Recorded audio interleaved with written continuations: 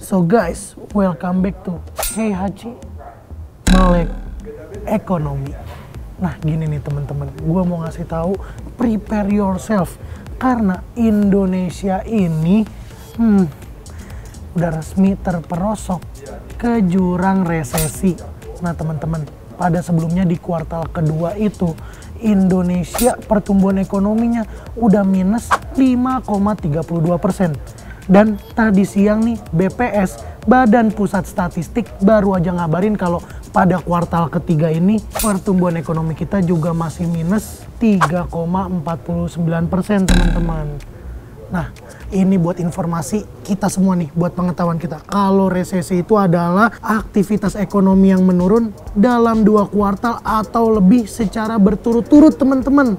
Kepala BPS nih, Bapak Suharyanto juga ngomong bahwasannya perbedaan kuartal ketiga tahun 2019 dan juga tahun 2020 itu berbanding terbalik banget. Waktu 2019 pertumbuhan ekonomi kita itu 5,02%, nggak minus. Nah Pak Suharyanto ini juga ngomong nih, kalau negara-negara lain itu memiliki tren positif pada kuartal ketiga perekonomiannya naik, tapi itu semua berimbas pada angka COVID di negara mereka. Contohnya kayak Inggris, Perancis, Austria itu juga sekarang lagi ngalamin lockdown, lagi memberlakukan lockdown karena angka kenaikan COVID-nya juga meningkat nih teman-teman.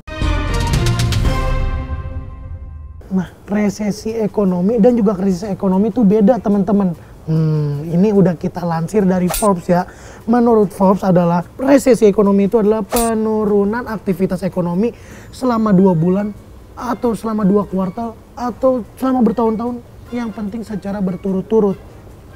Nah sebelumnya itu Singapura, Korea Selatan dan beberapa negara lainnya udah ngalamin resesi duluan. Dan menurut Forbes juga resesi itu adalah siklus bisnis dan sesuatu yang wajar terjadi. Sebab negara-negara besar aja nih bisa mengalami resesi. Contohnya kayak di Eropa teman-teman. Nah yang lebih bahaya teman-teman itu adalah krisis ekonomi dan juga depresi ekonomi. Krisis ekonomi itu terjadi karena adanya fundamental ekonomi yang rapuh. Fundamental itu contohnya kayak inflasi, pertumbuhan ekonomi yang sedang mengalami masalah. Dan juga depresi ekonomi itu adalah resesi yang terjadi secara berkepanjangan. Sebenarnya depresi ekonomi dan juga resesi ekonomi itu memiliki penyebab yang sama. Namun dampak dari depresi ekonomi itu lebih besar dan lebih buruk teman-teman.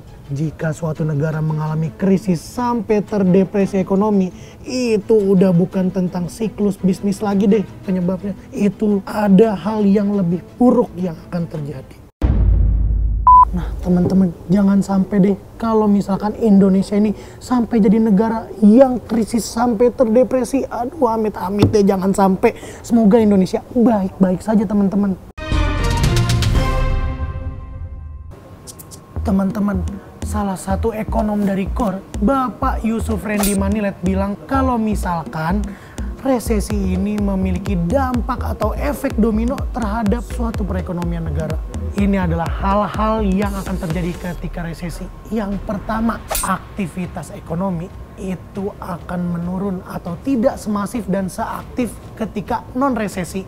Jadinya ya produksi berkurang nih teman-teman imbasnya. Dan yang kedua, itu perusahaan akan melakukan efisiensi operasional. Ini salah satu caranya dengan PHK. Karena produksi berkurang. Namun biaya listrik, gaji karyawan itu harus tetap dibayarkan. Yang ketiga nih teman-teman, gelombang PHK ini akan berdampak pada bertambahnya jumlah pengangguran. Sekarang udah ada sekitar 15 juta pengangguran akibat pandemi teman-teman. Yang keempat nih, aku mau ngasih tahu kalau misalkan pendapatan masyarakat itu berkurang, otomatis aktivitas konsumsi itu juga berkurang. Yang terakhir, yang kelima teman-teman, kalau misalkan ya ini pendapatan masyarakat sudah menurun, sudah habis, ini akan menimbulkan tambahan jumlah masyarakat miskin di Indonesia. Ini semua menurut Bapak Yusuf Randy Manilet. Ini yang bakal terjadi, tapi kan sekarang belum terjadi. Moga-moga nggak terjadi. Nah teman-teman, hal paling simpel untuk cepet-cepet pulihin Indonesia dari resesi adalah konsumsi produk-produk lokal. Jadi beli itu semua teman-teman tuh dari UMKM kecil. Ingat ya, karena itu juga akan memutarkan kembali roda ekonomi Indonesia. Jadi semua teman-teman yang jualan, beli.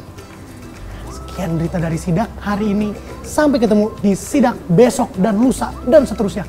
Sidak, singkat dan aktual.